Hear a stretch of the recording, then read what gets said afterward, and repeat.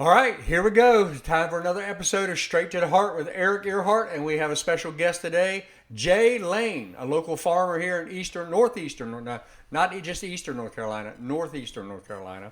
And we are excited to hear he's running for the NC Senate, and we're excited to hear who he is and what he has in store if he happens to win this race. Jay, thanks for being with us today. Thanks for having me. Yeah, Happy to be not a here. problem. Glad to have you. So, you have jumped into I'd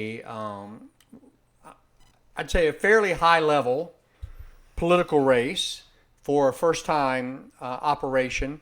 So, and in politics, what I've learned over the years, I'm kind of a political animal.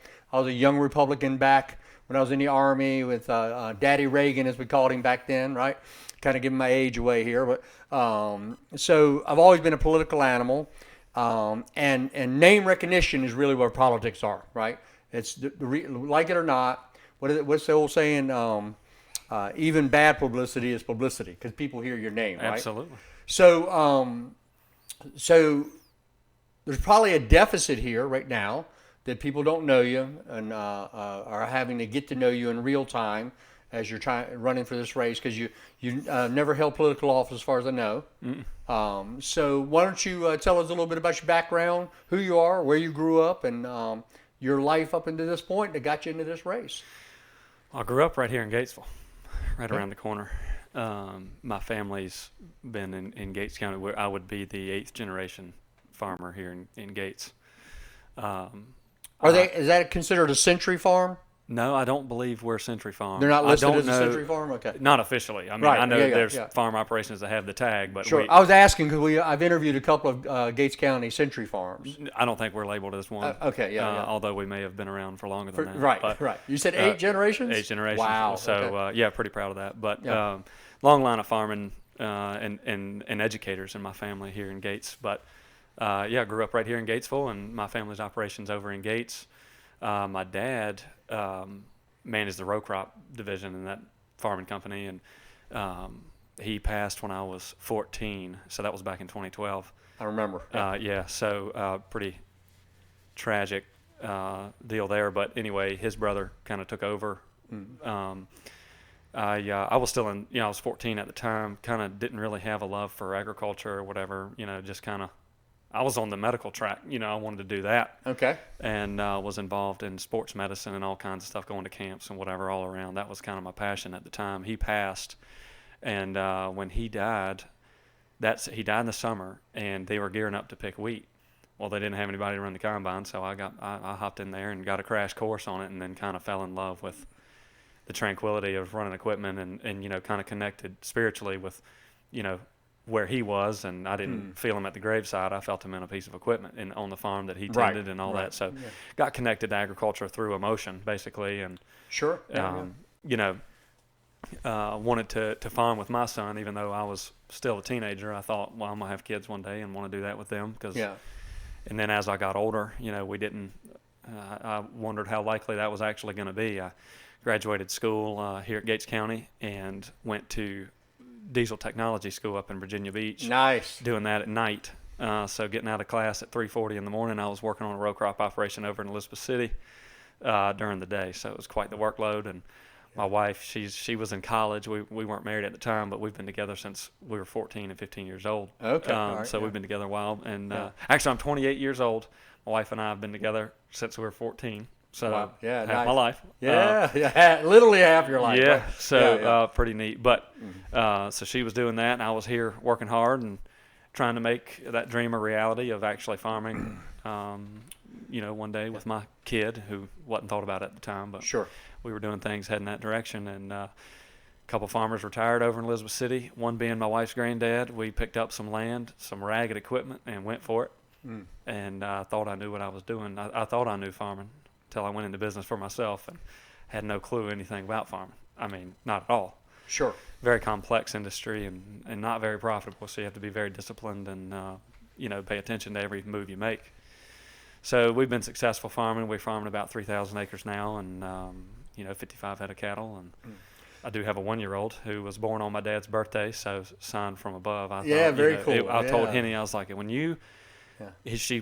we found out she was pregnant, and we started doing the math, and I think the due date was like August 18th. My dad's birthday is August 3rd. Yeah. And I thought, gosh, if she goes into labor August 3rd, I'm going to pass out. I told her that. Yeah. Yeah. And then, going to OB appointments and trying to figure things out, our boy started measuring ahead of time, and I was like, oh my gosh, this could be a reality. Yeah. And it was. I mean, Yeah. it was just a wild, Yeah. course So she of was probably a events. week farther along originally. They knew, and so Yeah. yeah. So yeah.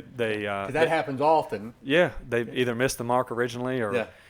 whatever. But I mean, higher power there, and Yeah, sign. yeah. So it just kind of completed the circle for me with the farming and the Yeah. wanting to do it with my son, and his name's John, like my dad, and born on his birthday. So just a really cool. I'm very blessed and I'm very appreciative of how my life has gone thus far, and I'm very appreciative for the people in it. My path, and then you mentioned the politics side of things, which is kind of what we're here to talk about. But and then jumping in at the state level as opposed to the county level or local level.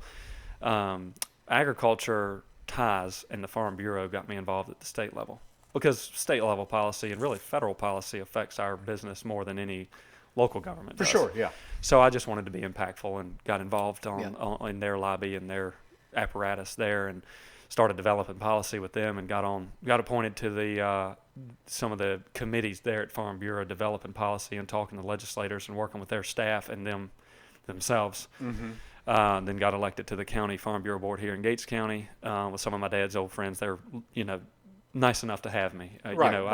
I'm very thankful for them and giving me an opportunity to hop in on the county Well, they level. probably saw someone they wanted to groom as well, to bring in and train, and saw a young man that was going to had years ahead, right? Yeah. I think what is the system of developing the next generation through mentorship and through almost an apprenticeship, right? Is kind of a lost art that we don't really have in our society anymore. But I think farming, being a generational kind of employment, if you will, like people don't just kind of come into farming out of nowhere. It happens, but it's probably a couple percentage points. Most farmers probably were raised in some type of a farming family or community where it becomes a lifestyle and a generational thing, and you're even dreaming about it with your son. So I'm sure when those guys at Farm Bureau saw you, they said, okay, this is someone we can invest in and is going to be carrying on the legacy. Yeah. Yeah, no, and I'm very fortunate they saw that in me. I mean, it takes older people and more established people to see that and really kind of bring you in and make you a part of things. Then you learn pretty quickly how things work. Right. Especially when people are able to, or when people have tenure and then know how the system is and how things work and have relationships that are established, and then can bring me right in. It was really seamless, and appreciative for that. But then as far as the state level goes and getting involved with the legislators themselves, started developing. I'm on the General Policy Advisory Committee for the North Carolina Farm Bureau, which is their, top level advisory board, essentially, and we're working directly with their lobbyists to develop policy or, adjust policy based on the times. I mean, everything is a fluid thing there in the legislature, so things change. But I really got a direct knowledge of how legislation moves, who these guys are. And I did it in the name of helping agriculture as a whole in the state and in my business, really. Right. But it has blossomed into so much more than that. Sure. It was a wild thing to really be considered to running for state office this early in my life and in my career. I've got quite the obligation on the home front and taking this on. I'm equipped to do it, and I have the resources, thankfully, Right. and the relationships, frankly, to do this and be successful. Yeah. My age is a factor, but my experience is not. I think we're in a good position to be effective immediately. Well, let's back up and talk about your business for a minute. So I'd say for the average American, average North Carolinian out there, they drive by cotton fields, they drive by, but have very little knowledge of farming personally. So the average person hears farmer, and they're probably picturing someone in some overalls with some corn growing behind them or something. So what? And of course, farming takes many different manifestations, from beef farming, the chicken farming is a big thing in this area. Of course, with the soybean, peanut, and corn, feed farming is a huge industry for this area. So, what type of farming have you particularly participated in your own business? Yeah, so we grow corn and soybeans over in Elizabeth City. We farm what they call the blacklands, and it's really damp, low, flat ground, great for growing corn and soybeans. Not really and white potatoes. We grow a lot of white potatoes. A lot of curry potatoes. taters. Yep. Yeah. But we do not on my operation. We're corn and beans. So, low. It's low overhead compared to some of these higher risk potato crops, or a sweet potato, tobacco, cotton. Right. It's just so expensive, and for me at my age and no experience getting into that was the easiest thing to do, and the area is conducive to it. So we stepped into corn and soybeans, and then growing up here in Gates, we had a cattle operation, Angus business, and I went the first 3 years of my career with no cows, and I felt like I'm not really something's not right. I need a family legacy thing. That's right. Yeah. So got back into cattle, which was arguably a horrible mistake because they're such a headache. Cattle, they eat Christmas Day, Sunday afternoon when it's snowing. They don't care. They got to eat. So it just increased our workload by a lot. But it's all in good fun. I really love what I do, and very blessed to be able to do it. So, a question about the one versus the other. So, in agricultural farming, which most of the farmers I know around here, of course, farming seems to be, you're really operating, obviously, you're at the mercy of God. You're at the mercy of the weather. You're at the mercy of many other things. But the amount of debt that a farmer has to go into each season to get the crop in the ground, get everything ready, and then pray for the harvest, right? So I imagine the cattle is a little different in its kind of seasonal structure. Talk to me a little bit about the difference between those two, and not thinking so much about you, but North Carolina farmers. Yep. What do they face? What does a farmer face in those two different type of farming? Okay, so from a row crop agriculture standpoint, it's a very cyclical operation style. So you have a lot of outstanding overhead that is unsecured debt. Right. That will pay off at harvest, right? And that's an annual thing. So you're borrowing money in the spring and you're recouping in the fall, hopefully. Your bank is on speed dial. Oh gosh, yeah. It's awful. But that's the structure, and it's a very cyclical thing. Whereas animal agriculture is liquid year round. Right. So that's the major difference, and it's good to be diversified in the fact that we have a cattle business that can be liquid whenever if we need cash flow. That calf or that mama cow, bull, any of it it can be sold tomorrow, right? And they're in demand, right? That corn, before it silks and dries down, or any of it, when it's just a green plant out in the field, is worthless to literally anybody. That's right. But me 2 months from now. Yeah. A hailstorm could come in and just take it out. Sure. And you could argue the same for cattle. It could be wiped out in a heartbeat, and it happens. But not quite the same. From a liquid asset standpoint, you are much stronger year round. From an animal agricultural standpoint than a row crop. So that's the major difference. But the scalability from the poultry business and the hog business, they're what we call vertically integrated. Okay. Right. So they're way more scalable. There's a lot more corporate investment in that. Right. And a lot more safety net than a free range cattle business or the cattle business in the United States is about the last free market that there really is in agriculture. I mean, we can kind of make our own decisions. There are really no parameters. I mean, you're getting paid based on performance, of course. Yeah. And so we have to manage appropriately if we're going to be profitable. But there's way less restrictions and rules than there are at these vertically integrated poultry farms or hog farms. So, which is, poultry and the hog operations are predominantly what we're known for in this state. For sure, yeah. As we're right behind Iowa in hog production, right? Which has really become more efficient and really a great system for raising good, sustainable pork. Yeah. We're the best in the world at it. Right. But we do a lot of chicken too, though. Tons of chickens, turkeys. That's yeah. but it's a very systematic approach there. And like you said, it's more corporate on that end, simply because the scale of production is so much larger than what we see with the beef farming here in this area. So it's interesting to know, just listening to you about the beef farmer. Of course, it takes my mind back to my childhood with the old John Wayne movies, right? The cattle drovers, and so it's the last freedom is being a cowboy. Still, to this I believe day. so. I believe so. If people ask me, I often wear a cowboy hat, and I just do it because I like to, exemplify the heritage that comes along with what we're doing. I mean, Right. it's kind of fading away, and it's heartbreaking to me. I don't know. It'd be cool to have a cowboy hat back in the legislature. Yeah. I feel strongly Yeah, about for it. sure. So. Well, you got the boots. So Yes, yeah, of course. Yeah, nice. All right, so you have a diversified business for yourself. What is some of the challenges legislatively? This question's really targeted at what the state and federal are doing to affect farming in North Carolina.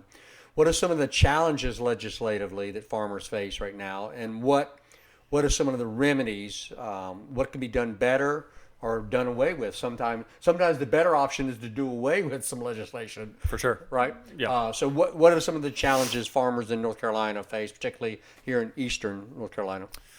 Northeast North Carolina, North Carolina in general is just a very diversified crop state. I mean, we're growing anything from, and I've said this before, we're growing oysters in the Sounds, and we're growing Christmas trees in the mountains, Right. and everything in between. That's right. Biggest hurdle right now is the labor market, I think, which is a supply and demand market. Yep. And with the migrant stuff going on and Yeah. immigration and all, it's tough.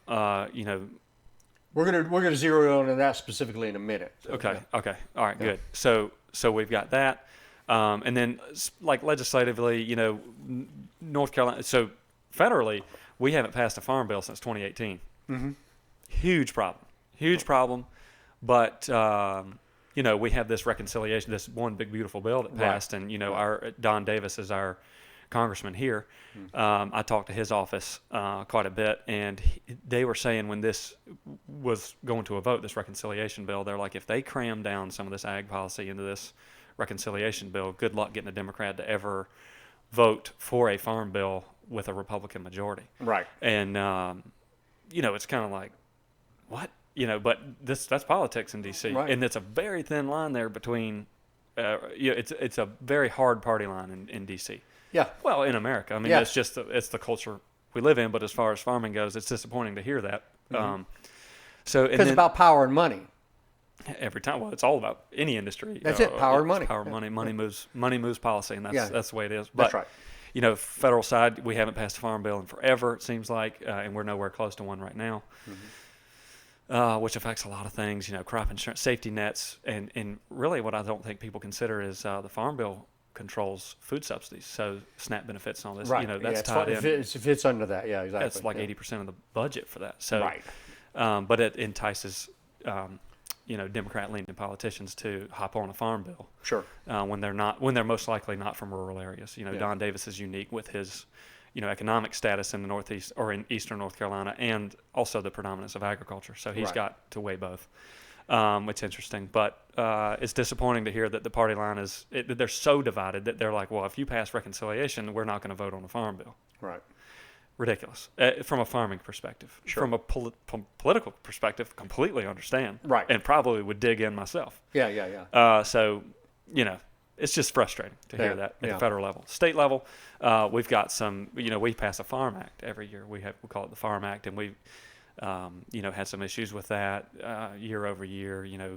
Groups getting in, and MAHA has been a big proponent in the Farm Act, and I think there's a lot of good proponents to that, but also some misguided stuff going on, and when it comes to pesticides and tools that we use all the time on the farm front, legislation trying to get in the way of that. We've been successful thus far, but obviously we're under attack, and it's unfortunate because these people that are voting on this legislation maybe don't know what they're voting on necessarily, but because there's just a lack of knowledge. It's hard for me to go to the legislature and explain what we do for a living. 100-hour work weeks. We're using this material and this, and we've got my kid. I mean, I have my kid riding in the sprayer with me. Is it really this unsafe and all Right. this stuff? We do everything per label. It's illegal otherwise, and all this other stuff. Sure. And it's tough to explain that through words to a legislator who's never been around the farm. Right. So it's a knowledge gap, I think. Just Yeah, well, it's a knowledge gap, and it's also they're going to respond to constituent concerns. At least give it lip service, right? Yep. And the reality is that corporate America doesn't have a great track record with looking out for the health of Americans in many fields. Yeah. Right. So it's easy to stir up discontent. It's easy to stir up opposition to these Certainly. things. It's an easy target, right?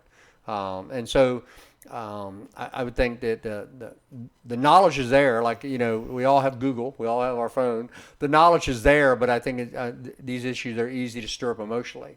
Like absolutely. most things politically. I right? get Yeah. immediately emotional about it just because, for me it's a lifestyle thing. I farm not for the money. Obviously, we're not making any money. I do it, like I said earlier, from the emotional aspect. That's more important to me Right. than Yeah. the lifestyle. Like I was at an event earlier today. I'm like, why give up farming with my family to go be a politician? Like, what kind of life is that? I don't want that. But unfortunately, politics controls everything right now, and hopefully we can change that. But Yeah.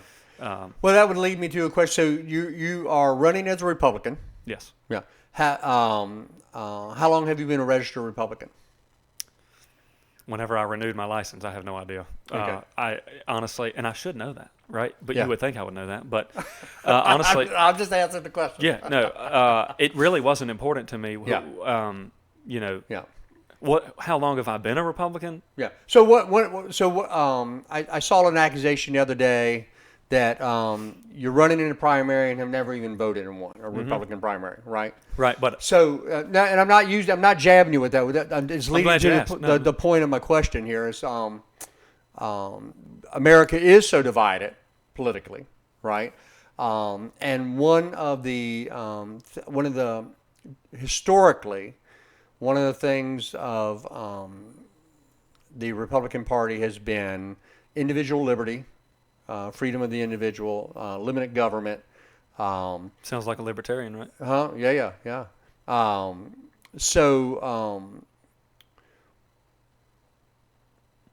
What would be the way that you see that limiting government intrusion would be helpful to farmers in North Carolina? Well, deregulation. I mean, regulation is what's killing us.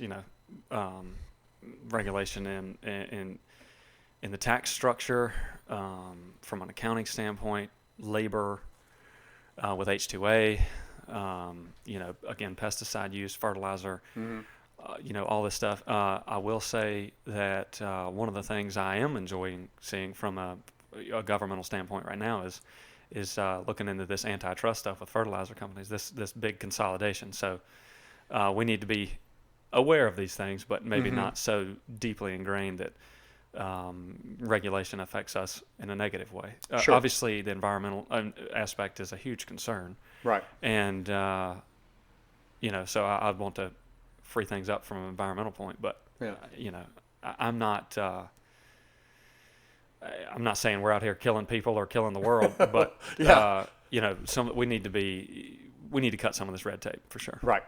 So, well, one of the things that I pastor a church that's completely mixed race church, which is an anomaly in Eastern North Carolina, northeastern North Carolina. I have friends. I maintain deep friendships with my brothers and sisters on both sides of the aisle. And one of the accusations I often hear from my Democrat Christian friends is that Republicans are always against welfare only when it's for like the single mom, right? But they don't mind welfare when it's for the farmers, right? So there's this sense that at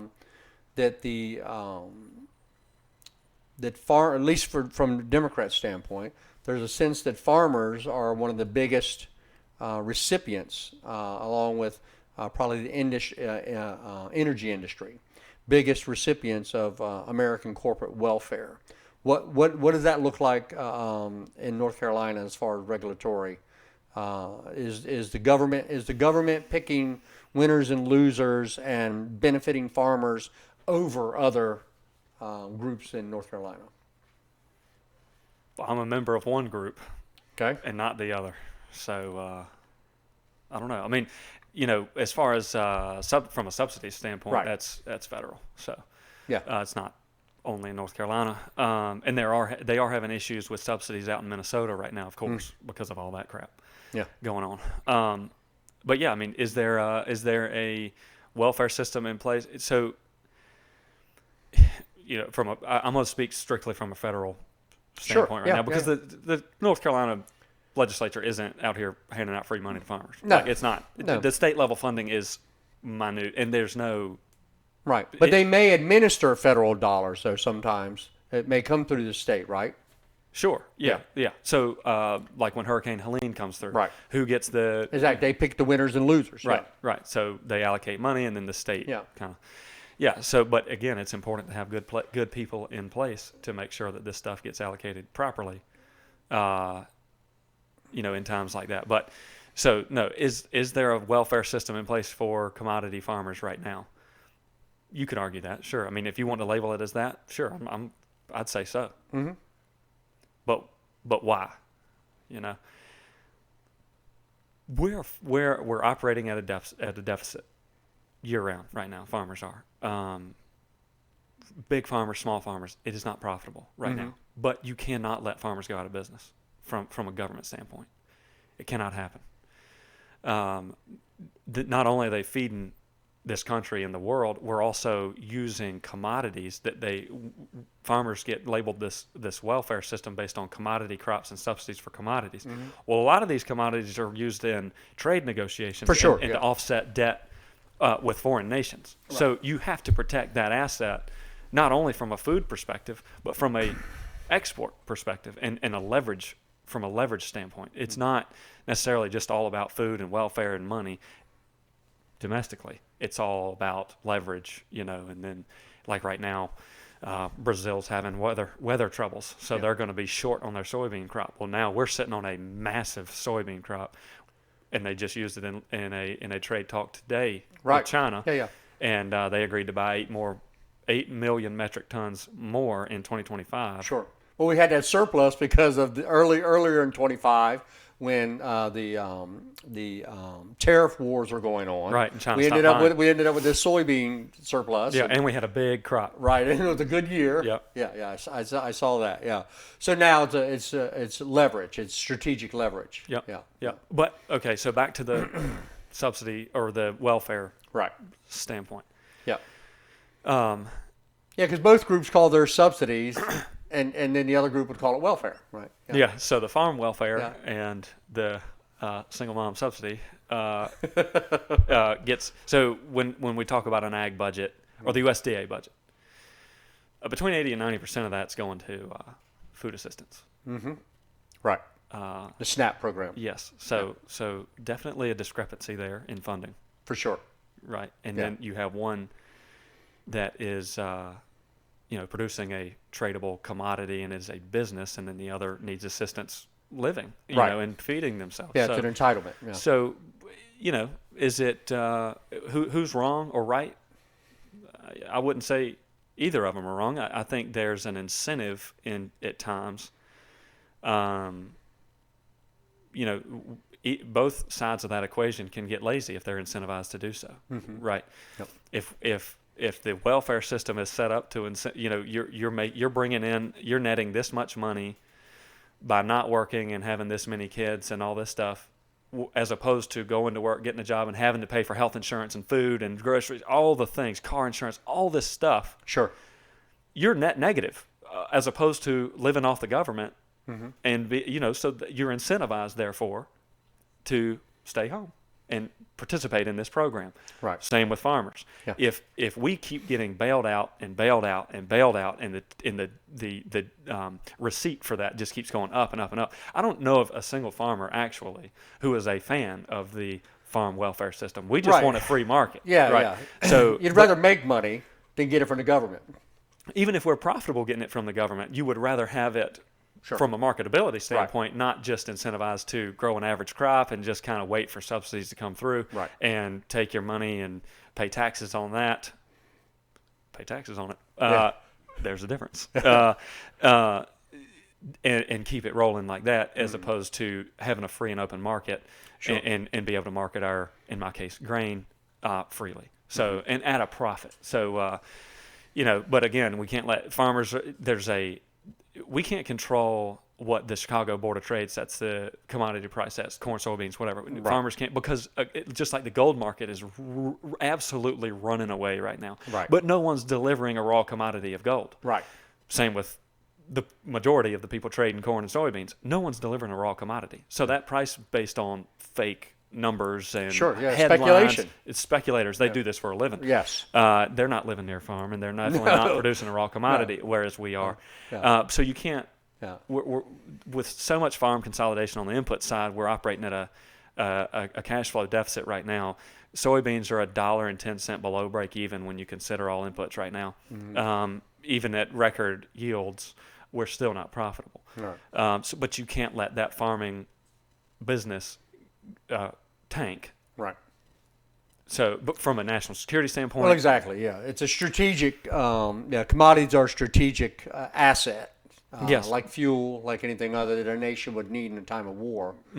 You have to have that capacity to produce. certainly, Yeah. certainly. But and from an ROI standpoint, us as taxpayers, or you as a taxpayer, me receiving funding based on a commodity that I grew or participated in, Right. and then the federal government deciding to pay me this much per bushel I didn't produce or whatever. Right. Right. What am I trying to say here? I am receiving this. It's basically to keep farmers in, but to bridge the gap, and Yeah. that's literally the name of the new payment that's coming out from the USDA is a bridge payment, Right. just to keep things going to Sure. try to Yeah. survive, Yeah. and it should not be that way.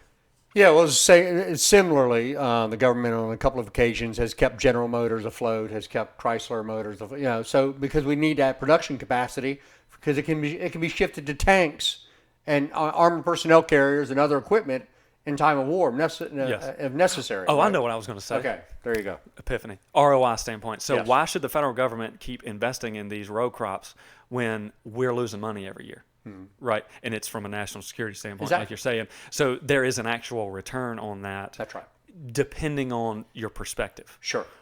Is there an immediate dollar in hand ROI from the federal government? No. Yep. No. But long term, it's a good strategy, Right. because we got to keep this thing going. Okay. And then they're looking into the consolidation side on the input side. Maybe we can free some money up there and have more competition with the chemical and fertilizer manufacturers and bring those price points down. So that's what's in the works now. So we just need to survive. So let's shift this to another commodity and another harvestable commodity here in North Carolina, which is seafood. Back in the summer, we had a huge brouhaha in the GA there called Shrimpgate. There's an organization called CCA for shorthand, the Coastal Conservation Association. They have been working for about 20 plus years to limit inshore fishing from Texas all the way to North Carolina. In fact, North Carolina is one of the last holdouts. I'm a fourth generation commercial fisherman. The last job I had before becoming an ordained minister was running a boat that still sits down there at Wangees called the Redeemed, a shrimp boat, a 42-foot shrimper. So this is emotional for me, much like farming is for you. Sure. My family still are all commercial fishermen, and these people don't retire. When you get too old to go on the water, you mend nets or you do other things to stay connected. The reality of this situation is that CCA is, in my experience, watching them over the last 2 decades, they seem to be more, and this is it makes sense from a money standpoint. they're less interested in what they say they are, which is preserving recreational anglers angling in coastal waters, and they're more interested in the value of the real estate that occupies waterfronts. And the reality is, waterfront real estate is some of the most expensive real estate there is. And when you have an old rundown shrimp house sitting on a piece of land that could easily hold a condo community, right?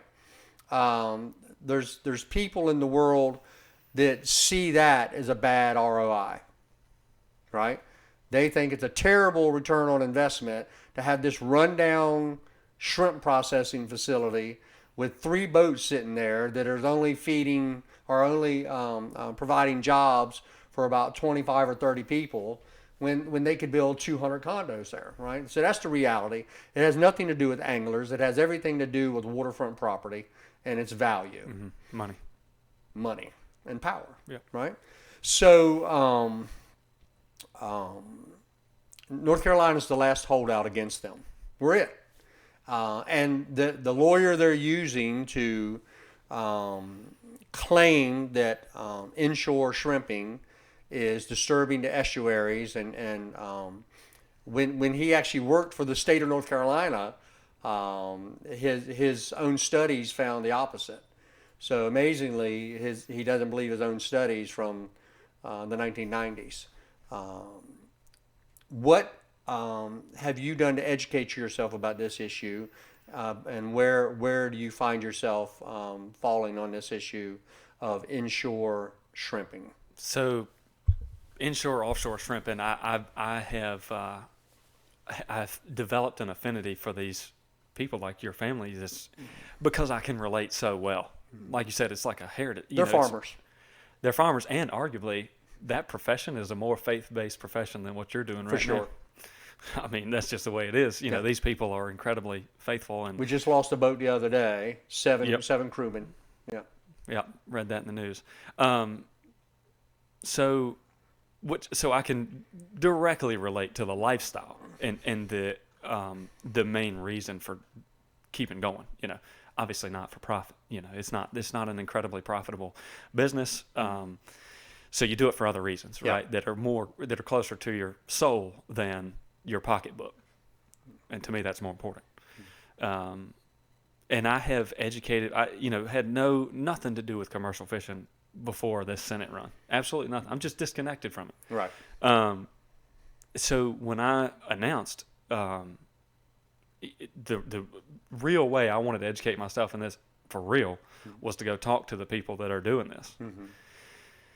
Very interesting people with Yeah. very interesting accents. I love the Tidewater accent down there. It's just great. But yeah, just talking to folks, getting real world stories and experiences. You know, what they're dealing with now, how it used to be. Yeah, I love to compare things to how it used to be, because it used to be, seems like everything used to be better. Right. Nostalgia. Yes. Yeah. No one complains about how it used to be. Yeah. But, and you'd like to get back to that, you know? It's a ever-changing world, and, Sure. you know, we're kind of trying to pause or stop the clock, if you will, just kind of keep things where they are and stop. Well, the nature of being a conservative is to conserve those Right. things that are good. Right. And to us, the shrimping it's a hard life. It's an extremely hard life. Farming, same. Yeah. But we love it, and you got to do it, or Commercial fishing is the most deadly industry in the world. farming's up there too. Yeah. I've always heard There's that. with the show Deadliest Catch. Yeah. Oh yeah. That came from the insurance industries listing commercial fishing as the deadliest industry in the world. That's awesome. Well, I mean, somebody's got to do it. Yeah. You know. That's right. So yeah, and they're the ocean cowboys. You know, Yeah, just that's hang on. But no, I mean, I just talk to the locals and talk to people in industry Sure. at the ground level.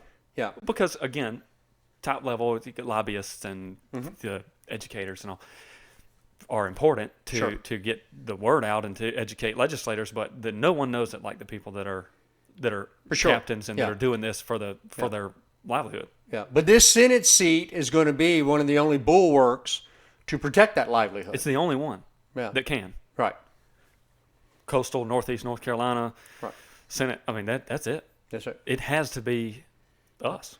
Yeah. Because CCA gets a hold of a senator from Central North Carolina. Well, they don't know any better, Sure. And they don't have family or friends that are in it, so who Right. cares? Yeah, there's no emotional tie. Right. Yeah. So yeah, no, we're Or constituency. yes, who elect you and put you there. Exactly. Yes. So and these politicians, man, job number one from day one is get reelected. Right. All be all get For sure, reelected. Yeah. So Money and power. that's right. We should just end it right there. Yeah. It's all about money and power. Amen. Yeah. So no, we are the last stand, and then to hear North Carolina is the only. I mean, literally, it's the last. One fisherman put it to me this way: our backs are against the wall, and we're pretty much gambling with this vote, right? Yeah. So, which kind of hit me like these people, and that's for real. That for is real. the truth. Yeah. Yeah. This vote is very important Yeah. and they have to get this right. Yeah. And again, I come from a farm. Sure. There's not enough of us to matter, Right. really. Yeah. Yeah. Like, is me winning going to hinge on someone running a shrimp boat? No, it's not. So, who does it matter to more, right? And they have to nail this one because Bobby Hanning was a great advocate and did what he had to do in the Senate. We need to follow that up, with the same mindset and perspective. And like I said earlier on the Farm Bill, we've got to dig in and stand our ground. Sure. We as in Northeast North Carolina, we as in, food producers. Yeah. I say we, I consider myself part of that group. Yeah. I know I'm not driving a boat, but I'm producing food. So, and there's just not enough of us to gain traction and really matter, especially when you're up against this Goliath CCA. Sure. Power and money. So, Power and money, and yeah, that's yeah. what they've got. Yeah. So Yeah. they Do need. you know where Pirates Cove is I do. in the Outer Banks? Yes. Right there at the causeway. Yeah. When I was a boy, I got a ticket back there in the swamp, back there in the marsh. Me and a friend of mine were back there doing some hunting, and we got a ticket for being on wetlands. The very spot that I was standing and got a ticket is now condos. Nice. Federally protected wetland that got a 16-year-old boy a ticket is now covered in condos. This is what we face when we're talking about power and money. That they literally can get the EPA to redesignate wetlands to be able to have condos. In a marina. Yeah, and a marina sitting on it, right? Whereas a 16-year-old boy with a 20-gauge shotgun, I got a ticket. Yep. Yeah, Yeah. Well, you know what you didn't have at the time? yeah, Power and money. money. That's right. Yeah, Yeah, that's unfortunate. I mean, I just had a discussion earlier about these solar panels that are going up. Well, we can't plant a crop on what's considered wetlands by the NRCS or Right. USDA, but you daggone can throw up solar panels. yes, sir, Yeah. no problem. Yep. So it Because one's being subsidized, right? more heavily, yeah, Yeah. yeah, Well, subsidized by legislation, we'll call it, right? yeah, Winners and losers being chosen. yeah. Right. We don't really have a free market. We have a crony capitalism that we practice Yes, in the United States. Yeah. yep. Yeah. But yeah, they can just redesignate on a dime, and it just That's right. depends on who you are. Yeah. So let's switch real quick here to the labor market because that's the big one for farming. It's a real issue. It's a national issue, right? Our president is not a conservative. He's a pragmatist, right? He's not an ideologue. He is flexible. One day he's like, we ought to do something about abortion, and the next day, let's tamp this down because, we're just stirring up too much trouble. So that's a pragmatist, right? He's not really a conservative in a classical sense. But he is an American first guy. That's 100% who he is. No doubt. Right? There's no doubt. For 40 years, we have his own words saying that he feels like this nation has been ripped off by its own representation, right? Internationally ripped off by its own representation. making decisions that are for the worst outcomes for the American citizen, right? So there's these in politics. There's these issues that are called 3/4 issues or the 80% rule, right? These are the issues that every time they're polled, 80% of Americans agree with it. And anytime you've got in a polarized political world that we live in, when 80% of us agree with anything, it would seem real easy to use that as the things that politicians should do. 80% of Americans want our border secure, right? 80% of Americans want people, it was just 83%, 83% of Americans want people who are here illegally to be sent home, right? The reality is, and I think it was early 86, late 85, 86, I was in the Army, and I had this squad leader. I was 18, he's like 25. We're both kids. We didn't think we were men. And I remember asking him, I was stationed in Seattle, Washington, there, Fort Lewis. 22,000 of us stationed in Seattle, Washington, right? And tanks and all the equipment. And I remember asking, I said, Sergeant Berg, why were you? Because I knew what came across our border. I had a pre-Christian life, right? And I knew that 90% of our illegal drugs come across our southern border. 90%. So it's not even a contest, just 90%.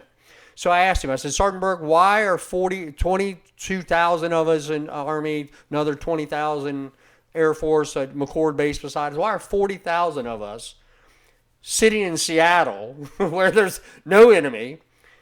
Why aren't we sitting on the southern border, at least trying to stop some of the flow of illegal drugs? And I remember his answer to me. He said, Earhart, he said, neither party wants it to change. They both make money off of it. So the person that holds your seat previously, the seat you're running for, one of the previous holders of that seat, and another person that's running in the current race are businessmen like yourself. And they need labor, and they want cheaper labor. Every businessman wants cheaper labor.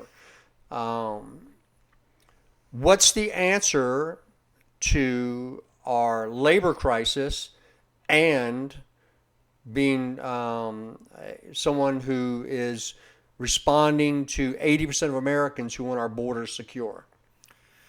Well, the answer is definitely not more illegals. Illegal employment is against the law, and I totally agree. We need to. What Donald Trump is doing right now is spot on. And again, like you said, 83% support that, as do I. When I mentioned labor earlier, talking about from an H-2A perspective, we can regulate labor legislatively and drive rates down and still have, people that are not from here, highly regulated and housed by the employer. Seasonal workers, temporary workers, what you're thinking? Seasonal. Well, I'm saying just from an ag perspective. Okay, yeah. So, and I'll expand in a second, but just from that perspective, we can control the rate and their living, and it's profitable and competitive. So we set like a floor rate, like $11.80, I think is what they set it at. It used to be $16 or something. Okay. But then they opened up competition to where like another operation can offer a little more money or more incentive or whatever. So, and competition is good for everything ever. Yeah. So, but we were able to cap or lower the floor to a rate where maybe smaller farmers or smaller businesses can hire this apparatus that is H-2A, right, and have a temporary workforce that is willing and able to do a job, effectively, and then when they're done, they don't have to have them on a payroll lingering the rest of the year. Sure, right. It's important. Now, another thing that is concerning about the American workforce, or the domestic workforce produced here in America, is that I'm going to argue that we are at peak labor capacity right now. We are, yeah. We are not having children. No. We're being replaced. Yeah. So we got to figure that out. Yeah, we're in a demographic winter. Yeah, it's awful. Yeah.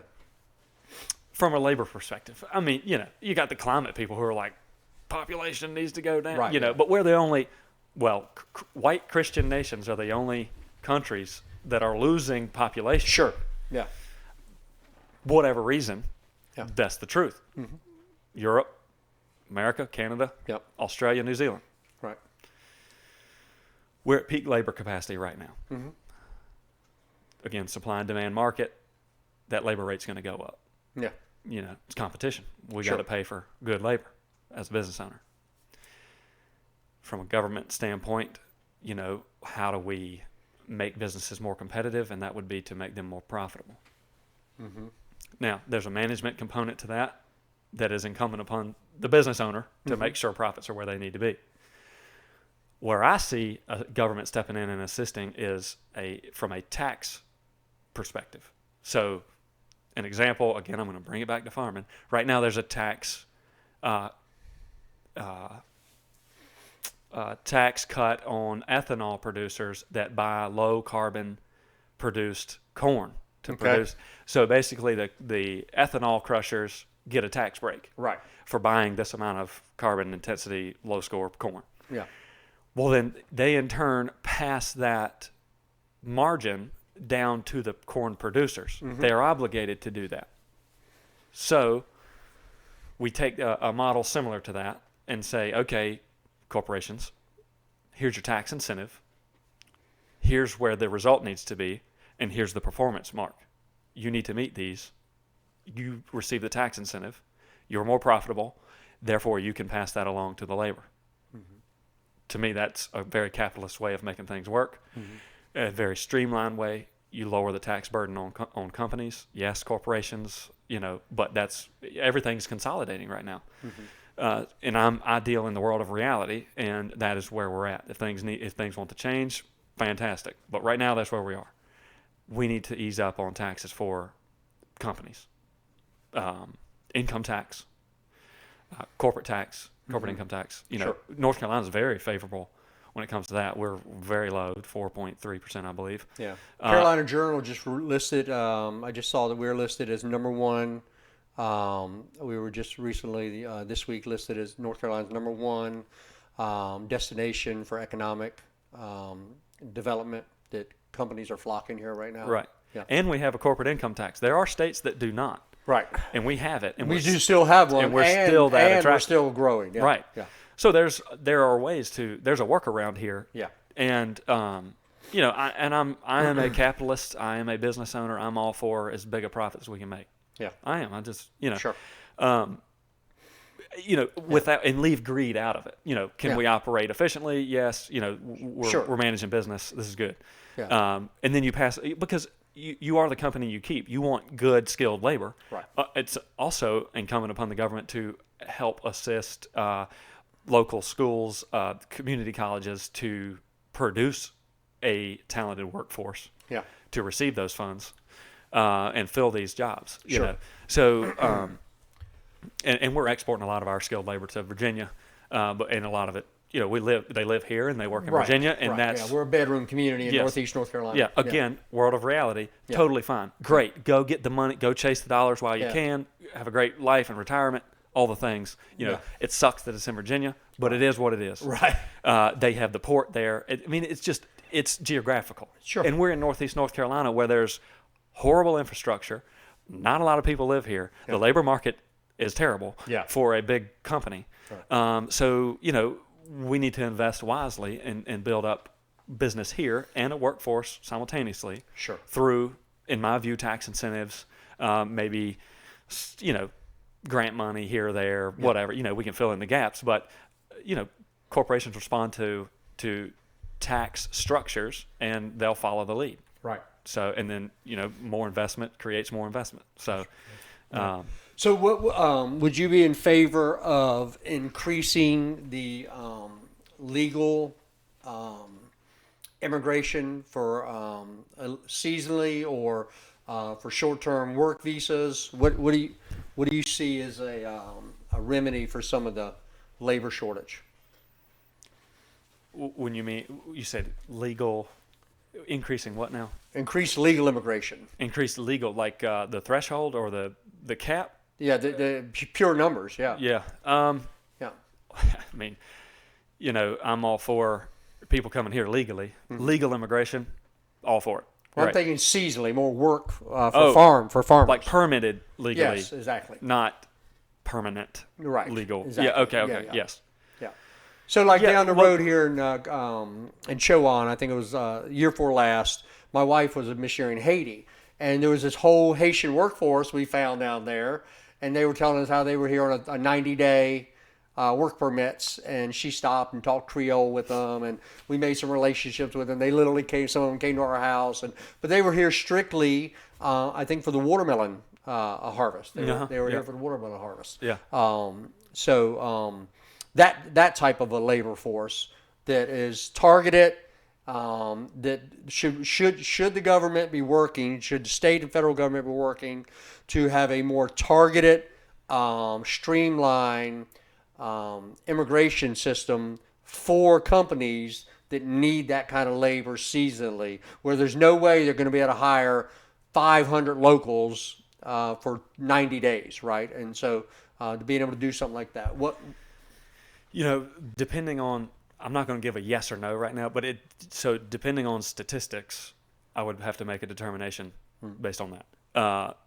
Now, is there a shortage in the, for example, the H-2A participation? No, there is a flood of people that are dying to be in that program from South America, wherever they come from. Yeah. Well, dying to be in it, but are we using it enough for American corporations right now? I mean, it's a labor supply and demand market. They were able to lower the rate, so I believe so. Okay. We saw that. So you feel like it's working effectively right now for farmers and others? Yes, for sure. Okay. It's the best mechanism right now to legally do what we need to do, Right. and to make sure they return home. Okay. Which is really important because you have a work visa that gets overstayed, and then Sure. multiply that by 1 million, and then you got a Exactly. real problem. Yeah. So, Yeah. which could happen quickly. So, you need to keep your eye on it. And if things start to tighten up on the labor front, and we need to, free things up a little bit, obviously, again, if the science says we need to, then you'd have to look into it. Yeah. Because at the end of the day, we need to keep things moving. And, Yeah. Well, I think Besson and Trump just announced that, like you were saying, that we're at full capacity right now for our domestic labor. Like there's just no more labor available domestically. I agree with that. I mean, Yeah. I think, Yeah.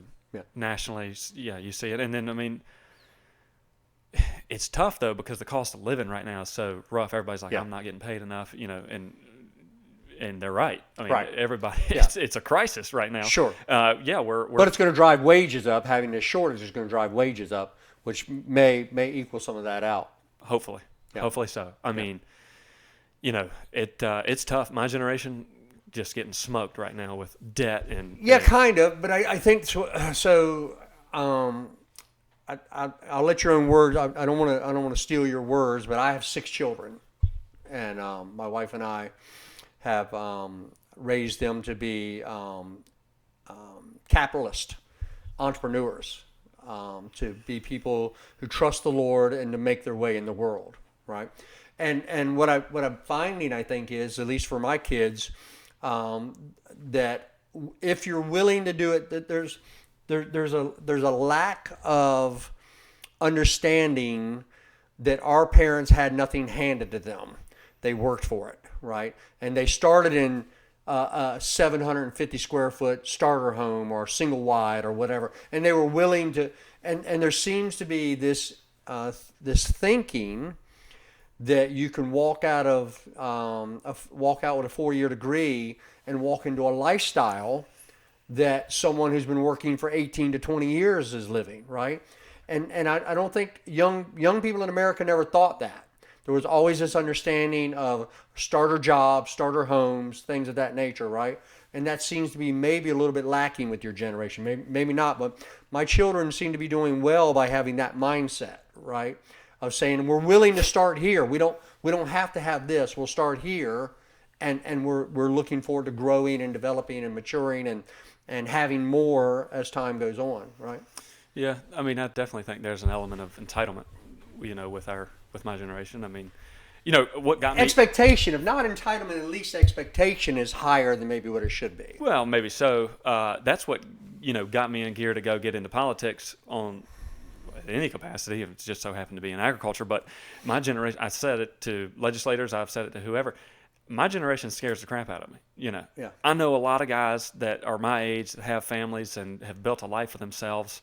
We do really well and we're happy, but the majority of us are just lost, man. I mean, Right. It's just awful. Yeah. And I did not go to university. I didn't go to college. Sure. So I didn't live that. Diesel school's good though. It's helped me a lot. I love diesels. I mean, John Yeah. Deere's. All of my boys, we love working on them. Yeah, John Deere's It's rate. a hobby for us. Yeah. John Deere's rate's like $130 right now. You better so- believe it. That's Yeah, right. I've saved Yeah. myself quite a bit of money doing Yeah. that. And I had a lot of great relationships up there, and appreciative of that. But there's a lot of a level of indoctrination at universities, and and I'm sure as a pastor you recognize that and For sure. see it, and you talk to all types of types, and so there's that. But I wouldn't say that my generation is necessarily lazy. Very hard workers, very savvy people. Yeah. But the cost of living's up right now, and I think not coming. So there's a saying that I like, and it's when I talk about my generation is offspring of obviously the previous generation, but their parents were in Vietnam, in war. Yeah. Right. My generation has not experienced war, or hard times, depression, Yeah. none of that. We've Yeah. lived pretty cupcake lives. Sure. Yeah. We don't know what it's really like, and that's like my frustration with legislators understanding ag policy. They don't understand what it's really like, and Yeah. so there's a translation. Right. My generation's never lived through hard times, really. Sure. Are things tight right now? Sure, but Yeah. is it horrible? No. I mean, everybody's Right. still got the newest iPhone and driving a car that gets 30 miles to the gallon. That's right. Pretty dang good. Yeah. But again, lot of debt Yeah. with Yeah. my generation. Well, that's the issue is debt, right? It's It's so easy to come by. Yeah. Yeah. Student debt, credit That's card right. debt. But to your point, though, I like what you're saying. There's a mindset now, and it's all about culture and mindset, really, Yeah. I believe. And that is that we want to enjoy our lives now and suffer later, Right, as yeah. opposed to suffering now and Yeah. enjoying it later. Yeah. Your generation doesn't understand delayed gratification. No, Right. it's instant gratification. Exactly. All right. So, Jay, thank you so much for this time. Why don't you finish off? What would be the thing you're most passionate about? What would people expect to see if elected? What would they really see you pursuing and putting your energy and time to as a North Carolina senator? Yeah, so I mean, right off the bat, I would try to break into some committees, appropriations. Actually, the Appropriations and Ag Committee chairman endorsed me, so I'll be able to hopefully get in there and steer some money back home and help out with that budget situation that's going on in appropriations. Really passionate about obviously agriculture, but family life. I'm religious. I have a family. I care about our rural northeastern North Carolina way of life. Right. Obviously, the industries that drive our part of the world, which is ag, fishing, and forestry. Right. I'm going to be paying close attention to that and be a leading voice for the ag industry in this state immediately. With Troxler's support and endorsement, that's going to be big. Yeah. I want to get in there and just get my claws into the ag industry immediately and see what we can do. I'm an economic enthusiast. I want to be able to, for our families to be able to thrive and be stable at home and make the money they need to have a good life and ultimately just be happy. Constituent services is going to be a priority, actually the main priority of mine. Yeah. I want to be very, very available, and I already have the relationships in Raleigh to help out immediately, and I want to be able to improve our lifestyle here in the Northeast and to be heard in the Northeast, which we've been lacking for quite some time. We get overlooked. East of 95, they don't care, Yeah, and for that's sure. been the sentiment for quite some time. But I'd like to get in Yeah, there. if you're not in the 85, 95 corridor in there, they don't know who you are. That's So, right. That's right. But no, I have name recognition in the General Assembly right now, and I hope to just build upon that as soon as we get there. Yeah.